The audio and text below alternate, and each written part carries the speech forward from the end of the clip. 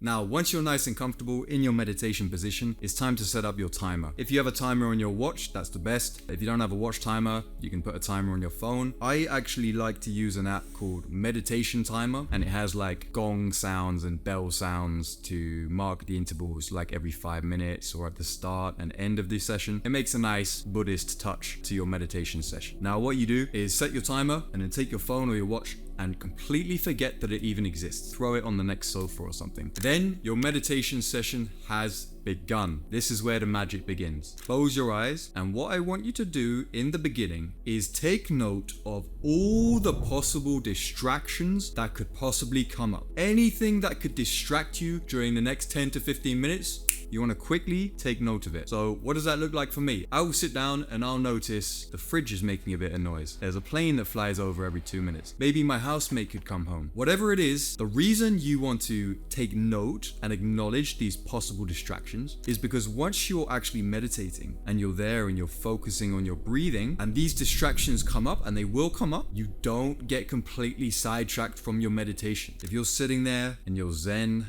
and suddenly you hear a plane flying over, it's like, oh, there's a plane, and back to the breath. Oh, my housemate's coming home, and back to the breath. It's very brief distractions and back, rather than your whole mindset shifting to whatever that distraction is. Now, once you've done that and you feel comfortable, you want to start the actual focus of your attention on your breathing, okay? So you want to breathe through your nose as relaxed as you can. A nice breath, and you hold it, and then breathe out. You can either breathe out through your nose or through your mouth, whichever you feel like doing. But a nice, long, slow out breath. And with each breath, just sink, just relax a tiny bit more, 1% more. What's gonna inevitably happen is thoughts are gonna come along, particularly in the beginning. I'm a guy with ADHD. When I started meditating, my mind was like a pinball machine. Bing, bing, bong, bing, bing, bing. I would be thinking about everything under the sun. All kind of nonsense that comes up in your mind. You wanna prevent your mind from like running away with these thoughts. In the beginning, it's inevitable. It takes you as little as 2 weeks to 30 days. The trained mind stops running away with these thoughts, and you find it a lot easier to become centered and focused, and then you can choose what you think about. And that's a very powerful feeling. I hope that you stick with the 30 days and that you also get that feeling, because it changed my life and it could change your life. And I'm going to delve into that in a minute. I'm also going to include a key detail that a lot of other meditation videos miss. And this key detail will turn you from an average meditator to somebody who actually enjoys meditation. But we'll get to that later.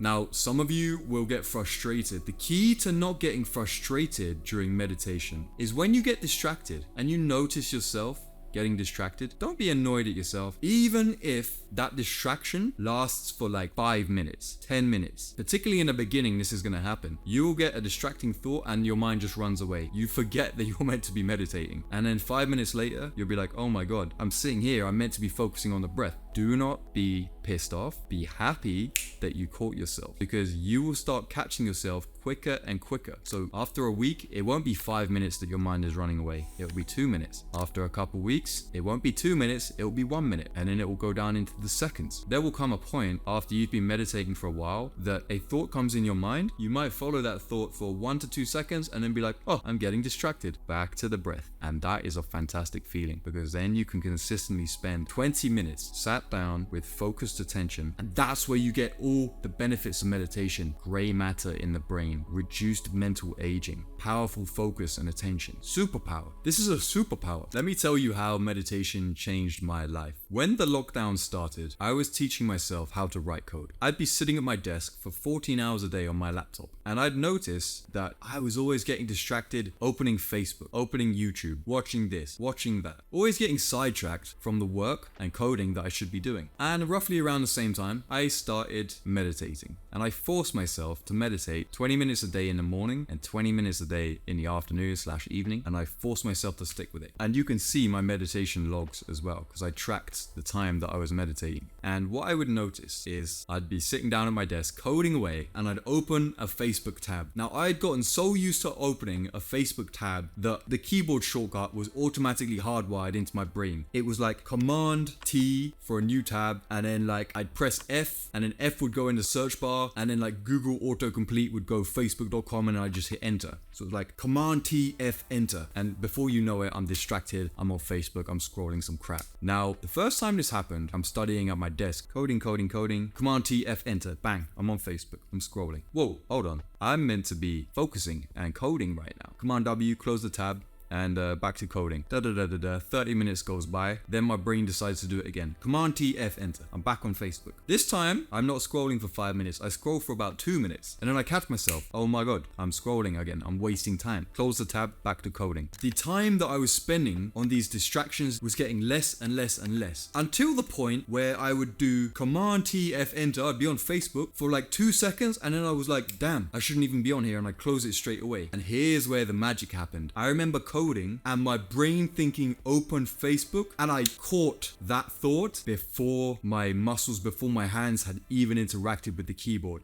That was the power of meditation. That was the power of having control over my mind. The thought came in, I observed it and said, no, I'm not going to take action on you. And that is where meditation comes into play. Because if you can see your thoughts, you can look at them and say, I decide to ignore you, or I decide to act upon you. You control yourself. You are defined not by your thoughts, but by your actions. When you meditate, you have control of your actions. You're not blindly procrastinating. You choose what you think and how long you think it for, and whether you don't want to think something and whether you do want to think something. We're living in a world that is plugged with smartphones, screens everywhere, all engineered to keep you distracted, to keep you unfocused, to keep you mindlessly there drooling in front of Netflix. If you can control your mind, you will be the 1% that breaks through. And I want that for you. That's why I'm sharing this advice, because it worked for me. I have a 1% income. I have a 1% physique. I have a 1% lifestyle. I actually believe that there are guys out there who are ambitious and ready to put in the hard work like I was when I was younger, but they just need a few pointers in the right direction. Now guys, when you're sitting there meditating, I want you to be very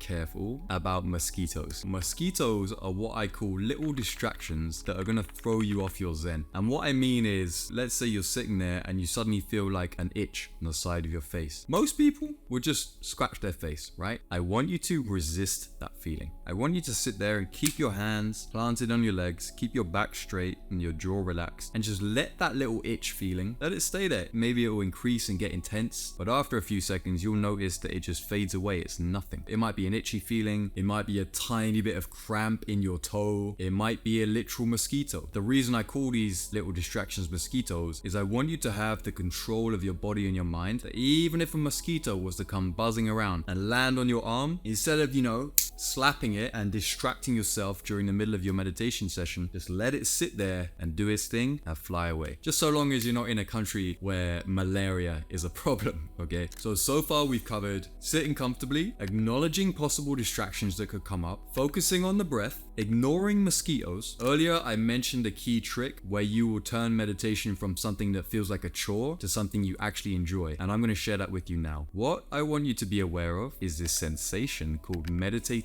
joy. Meditative joy is this really serene, calm feeling where you actually begin to enjoy and feel really good during meditation. How long does it take to feel meditative joy? Usually about 2 weeks, maybe 4 weeks. And that's why I'm asking you guys for 30 days. And usually you feel it about 10 minutes into the session. So once you're really settled down and you're focusing on the breath and you've caught a few distractions, you start to feel this joyful feeling. Now, the key signs of meditative joy, the first one is that you feel a little smile break across your lips. You'll be sitting there and then suddenly you feel really calm and you'll feel this tugging in your jaw and you just start grinning. That's not one of the mosquitoes, okay? You are allowed to smile. Another sign of meditative joy is that when you're sitting there and when the timer's gone off, you don't suddenly jump up, go and walk around your kitchen and do whatever you do. A key sign of meditative joy is where you hear the timer go, but you keep meditating. You ride it out for another 1 minute, 2 minutes, 10 minutes if you feel like it. And the third and final key sign that you are experiencing meditative joy is when you finally start looking forward to meditate. Let's say you finish work, you close down your laptop. 99% of people, and I'm guilty of this, I've done this myself, grab their phone, go and lie on the bed and start scrolling. Once you are a consistent meditator and you enjoy it, you will actually want to meditate instead. You will want to take this time, this free time that you have, and meditate. 10 minutes, maybe 20 minutes, maybe even 5 minutes is great because that just grounds you. That's the third and final sign of meditative joy, is that you actually